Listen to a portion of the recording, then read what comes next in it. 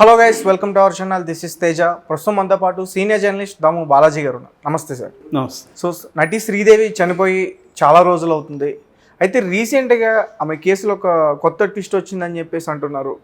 ఒక దేవి అనే వ్యక్తి కొన్ని డాక్యుమెంట్స్ బయటికి తీసింది. సో మరి ఆ డాక్యుమెంట్స్లో ఏమున్నాయి? శ్రీదేవి గారి మరణం గురించి ఏమైనా ఆ డాక్యుమెంట్స్లో ఉన్నాయా? ఇప్పుడు ఇది ఒక కొత్త మలుపు అని చెప్పచ్చు. ఎందుకంటే శ్రీదేవి 2018 ఫిబ్రవరి 24న చనిపోయింది దుబాయ్లో. సో అప్పటి నుంచి కూడా ఆమె మరణానికి సంబంధించి అనేక సందేహాలు, మిస్టరీలు ఉన్నాయి. అయితే ఇండియన్ గవర్నమెంట్ అయితే దాని మీద ఏ రకమైన విచారణ మేము చేయాల్సిన అవసరం లేదు. ఆల్రెడీ దుబాయ్ గవర్నమెంట్ డీటెయిల్గా విచారణ చేసి అది యాక్సిడెంటల్ డ్రౌనింగ్ డెత్, అంటే ప్రమాదవశాత్తు బాత్ టబ్లో మునిగి చనిపోయింది అనేది వాళ్ళు తేల్చారు.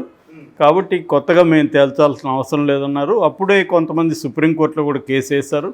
సుప్రీంకోర్టు కూడా వాళ్ళ పిటిషన్లు కొట్టేసింది, అవసరం లేదు కొత్తగా దీని విచారణని. అయితే ఇప్పుడు దీప్తి పిన్నిటి అనే ఒక ఇన్వెస్టిగేటివ్ జర్నలిస్ట్ ఒక సంచలనాన్ని క్రియేట్ చేసిందని చెప్పచ్చు. ఆమె కొత్త డాక్యుమెంట్స్ని ప్రవేశపెట్టింది. అవి ఏంటంటే అక్కడ దుబాయ్లో హాస్పిటల్, ఈమెను ఏ హాస్పిటల్లో తీసుకెళ్లారో హాస్పిటల్కి సంబంధించిన హెల్త్ రికార్డ్సు, తర్వాత ఒరిజినల్గా ఇచ్చిన పిఎం అంటే పోస్ట్ మార్టం రిపోర్టు. ఆమె చెప్పేది ఏంటంటే ఇప్పటివరకు బయటకు వచ్చిన పోస్ట్ మార్టం రిపోర్ట్ ఫేకు, నేను పెడుతున్న పోస్ట్ మార్టం రిపోర్టే కరెక్టు అనేది కూడా ఆమె చెప్తుంది. ఆమె చాలా టీవీ ఛానల్కి ఇంటర్వ్యూలు ఇచ్చింది గత కొంతకాలం నుంచి. అయితే ఆమె మీద సిబిఐ వాళ్ళు కేసు పెట్టారు లాస్ట్ ఇయర్. ఇప్పుడు సిబిఐ ఛార్జ్షీట్ ఆమె మీద పెట్టింది. సో అసలు ఆమె ఏం చెప్పింది, సిబిఐ ఎందుకు ఆమె మీద కేసు పెట్టింది, అసలు ఈ డెత్ మిస్టరీ ఏంటి అనే విషయాలు మనం చూసుకున్నప్పుడు బ్రీఫ్గా ఆమె ఎలా చనిపోయింది అనుకున్నప్పుడు, ఆమె ఫిబ్రవరి 20th 2018 ఇక్కడ నుంచి తన చిన్న కూతురు ఖుషీతో కూడా దుబాయ్ వెళ్ళింది. వాళ్ళ మేనల్లుడు మోహిత్ మార్వాకి పెళ్ళి, ఆ పెళ్ళికి అటెండ్ అవ్వడానికి ఆమె వెళ్ళింది. వెళ్ళిన మన ఎయిర్పోర్ట్లో ఫోటోలు, అక్కడ దిగిన ఫోటోలు ఉన్నాయి. తర్వాత ఆ పెళ్లి సందర్భంగా డ్యాన్స్ కూడా వేసింది శ్రీదేవి. ఆ డ్యాన్స్ వీడియోలు కూడా ఉన్నాయి. దాని తర్వాత ఖుషి ఇండియాకి వచ్చేసింది. ఈయన కూడా వెళ్ళి ఈయన 22nd బోనీ కపూర్ లక్నోలో ఒక మీటింగ్ అటెండ్ అవ్వడానికి ఈయన వచ్చేసాడు. అయితే శ్రీదేవి తన పెద్ద కూతురు జాన్వి 21st బర్త్డే వస్తుంది త్వరలో అని చెప్పి ఆ బర్త్డేకి సంబంధించి బట్టలు షాపింగ్ చేయడానికి ఆమె దుబాయ్లోనే ఆగింది. ఆమె వచ్చి జుమైరా ఎమిరేట్స్ టవర్స్ అనే హోటల్లో 2201 2201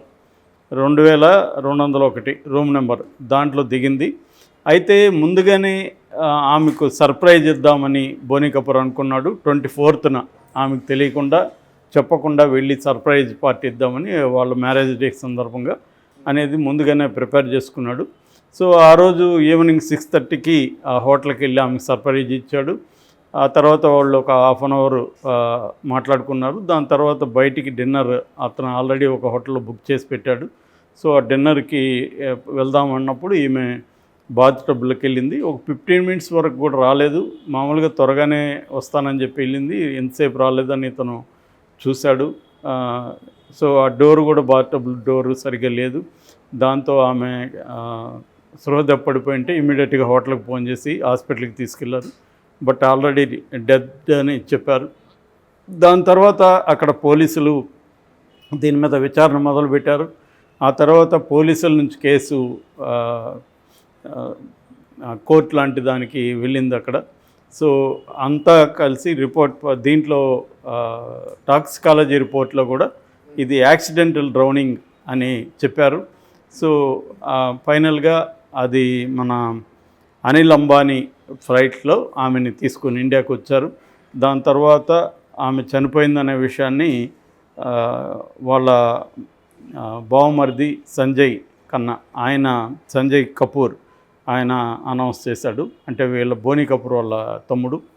సో ఫస్ట్లో ఏమో ఇది హార్ట్ అటాక్గా చనిపోయిందని చెప్పారు. తర్వాత ఏమో బాత్ టబ్ అని చెప్పారు. అసలు ఎవరు నమ్మలేదు శ్రీదేవి చనిపోయిందంటే. ఇదంతా కూడా ఏదన్నా ఇంటర్నెట్ హోక్స్ ఏమో అనుకున్నారు. సాల్ట్ గురించి కూడా మాట్లాడారు. అది తర్వాత ఆయన మాట్లాడుతూ ఒక దాంట్లో ఆమె క్రాష్ డైట్ ఎప్పటి నుంచో తీసుకుంటుంది, మా పెళ్ళి అయినప్పటి నుంచి కూడా ఆమె అనేక సార్లు ఇలాగ పడిపోయింది తప్పి ఆమె డైట్ తీసుకుంటుంది. ఆమె ఆ డైట్లో సాల్ట్ ఆల్మోస్ట్ తినదు, దానివల్ల ఆమెకు లో బీపీ ఉంది. కాబట్టి అలాగా ఆమె స్నానానికి పోయినప్పుడు పడిపోయి ఉండొచ్చు నీళ్ళల్లో, సో అలా చనిపోయే అవకాశం ఉంది అని చెప్పారు. బట్ పోస్ట్ మార్టం రిపోర్ట్లో ఆమె బాడీలో ఆల్కహాల్ కూడా కొద్దిగా కంటెంట్ ఉందనేది కూడా తేలింది. సో ఈయన వెళ్ళకముందు ఆమె ఏమన్నా ఆల్కహాల్ తీసుకుందా, ఈయన వెళ్ళినాకైతే మేము ఇద్దరం తీసుకోలేదని చెప్పాడు. సో వెళ్ళక ముందేమన్నా తీసుకునిందా అనేది తెలియదు. సో ఇది జనరల్గా ఇప్పటివరకు బయటకు వచ్చిన స్టోరీ. అయితే దీని మీద రకరకాల కాన్స్పిరసీ థియరీస్ కూడా వచ్చాయి. ఆమె మీద 200 కోట్ల ఇన్సూరెన్స్ ఉందని, ఆ మనీ కోసం ఇతని భర్తే బోని కపూరే చంపేశాడన్న విమర్శలు వచ్చాయి. ఓపెన్గా కూడా చాలామంది మాట్లాడారు. ఇలాగ రకరకాల థియరీలు వచ్చాయి. ఇప్పుడు దీప్తి పిన్నిటి, ఈమె ఇన్వెస్టిగేటివ్ జర్నలిస్ట్, ఈమె థియరీ ఏంటంటే ఇది బోని కపూర్ చంపలేదు, ఆమె యాక్సిడెంటల్గా కూడా చనిపోలేదు, దీని వెనక ఇంకా పెద్ద కుట్ర ఉంది, దీని వెనక ఇండియన్ గవర్నమెంట్ ఉంది, దుబాయ్ గవర్నమెంట్ ఉంది, ఈ 2 గవర్నమెంట్లు కూడా కుమ్మక్క అయిపోయినాయి, అందుకే విషయాలు బయటికి రాలేదు. మామూలుగా ఒక పోస్ట్ మార్టం రిపోర్ట్లో డ్రౌనింగ్ అని అంటారు కానీ యాక్సిడెంటల్ డ్రౌనింగ్ అనరు.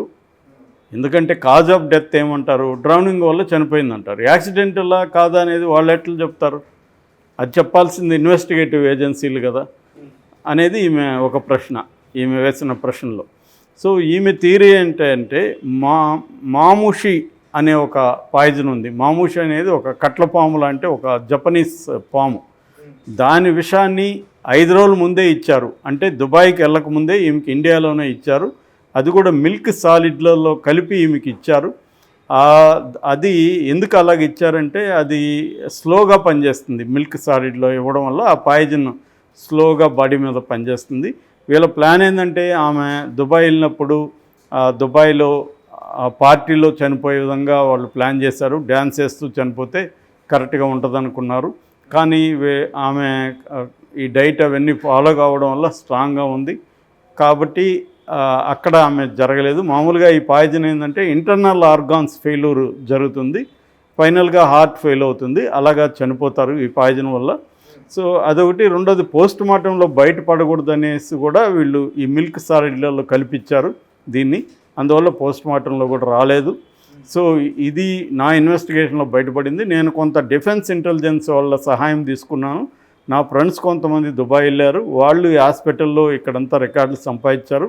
అక్కడ దుబాయ్లో ఏంటంటే సెంట్రలైజ్డ్ హెల్త్ రిపోర్ట్స్ అన్నీ కూడా ఒక దగ్గర ఉంటాయి. ఆ దేశంలో ఎక్కడ ఏ హాస్పిటల్లో ఏం జరిగినా కూడా సెంట్రలైజ్డ్గా డాక్యుమెంటేషన్ ఉంటుంది. సో దాని ద్వారా మా వాళ్ళు సంపాదించారు. దాంట్లో క్లియర్గా మాముషి పాయిజన్తో చనిపోయిందనేది ఉంది రిపోర్ట్లో. కానీ దాన్ని దాచిపెట్టి ఫేక్ రిపోర్ట్ని ఈ గవర్నమెంట్ సప్లై చేసింది. నా దగ్గర మోడీ ఆఫీస్ నుంచి రాజ్నాథ్ సింగ్ డిఫెన్స్ మినిస్టర్, ఆయన ఆఫీస్ నుంచి కూడా డాక్యుమెంట్స్ ఉన్నాయి అనేది ఆమె అన్ని డాక్యుమెంట్స్ టీవీలో చూపిస్తూ యూట్యూబ్ ఛానళ్ళల్లో ఆమె తన వాదనని ప్రవేశపెట్టారు. ఇది అంతర్జాతీయ కుట్ర ఉంది, నేను అన్ని విషయాలని ఇప్పుడు నేను బయటికి తీసుకురాలేను, నేను కోర్టుకి వెళ్తాను, కోర్టుకి చాలాసార్లు వెళ్ళడానికి ట్రై చేసినప్పుడు కోర్టు హాలిడేస్ అన్నారు అని కోర్టుల మీద కూడా ఆమె విమర్శ చేసింది.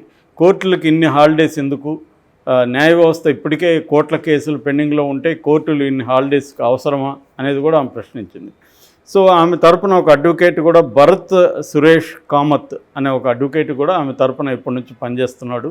సో ఆమె నాకు ఒక పెద్ద నెట్వర్క్ ఉంది, ఇన్వెస్టిగేటివ్ నెట్వర్క్, దీని ద్వారా నేను బయట పెడతాను అని ఆమె చెప్పింది. మీకెందుకు ఇంట్రెస్ట్ అన్నప్పుడు నాకు శ్రీదేవి అంటే చిన్నప్పటి నుంచి కూడా నేను ఫ్యాన్ని. 2007లో కూడా ఆమె నేను వెళ్ళి కలిశాను. సో నాకు శ్రీదేవి డెత్ మిస్టరీ తెలుసుకోవాలనిపించింది, నేను నమ్మలేదు వీళ్ళు చెప్తున్న కథనాన్ని అని ఆమె చెప్పింది. ఆమె ఇదే కాకుండా సుశాంత్ సింగ్ రాజ్పుట్ మరణం మీద కూడా ఆమె ఇన్వెస్టిగేషన్ చేస్తుంది. చాలాసార్లు ఆమె నిర్భయంగానే మాట్లాడుతుంది. నేను రీసెంట్ ఇంటర్వ్యూ కూడా చూశాను, 3 నెలలకు ముందు కూడా లేబ్రింత్ అనే ఒక ఛానల్కి ఆమె డీటెయిల్గా ఇంటర్వ్యూ ఇచ్చింది. ఆ ఇంటర్వ్యూలో కూడా ఆమె ఏమాత్రం తొనకుండా బెనకుండా మొత్తం చెబుతుంది. సో ఆమె చెప్పేదాన్ని మరి మనకు ఫ్యాక్ట్స్ తెలియదు కాబట్టి ఆమె చెప్పేవి నిజమే అనిపిస్తుంది, కన్విన్సింగ్గా ఉంది, లాజికల్గా ఉంది. నిజమే డ్రౌనింగ్ అని చెప్పాలి కానీ యాక్సిడెంట్లా కాదా అనేది పోస్ట్ మార్టం రిపోర్ట్లో ఎలా చెప్తారనే ప్రశ్న లాజికల్గానే ఉంది.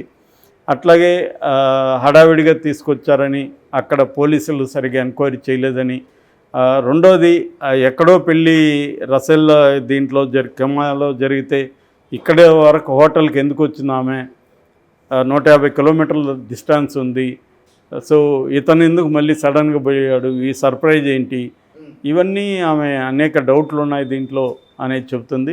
సో ఆమె చెప్పే ప్రకారం విషప్రయోగం ఇండియాలోనూ జరిగింది, దుబాయ్లో కాదు. సో వాళ్ళు ఎందుకు సీసీటీవీ ఫుటేజ్లు కూడా బయటికి తీసుకురాలేదని చెప్తుంది.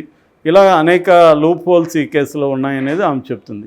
సో దీని మీద సిబిఐ కేసు పెట్టింది ఆమె మీద 120B క్రిమినల్ కాన్స్పిరసీ, తర్వాత ఫోర్జరీ. ఈ డాక్యుమెంట్స్ అన్నా కూడా ఫోర్జరీ అని చెప్తున్నారు సిబిఐ వాళ్ళు.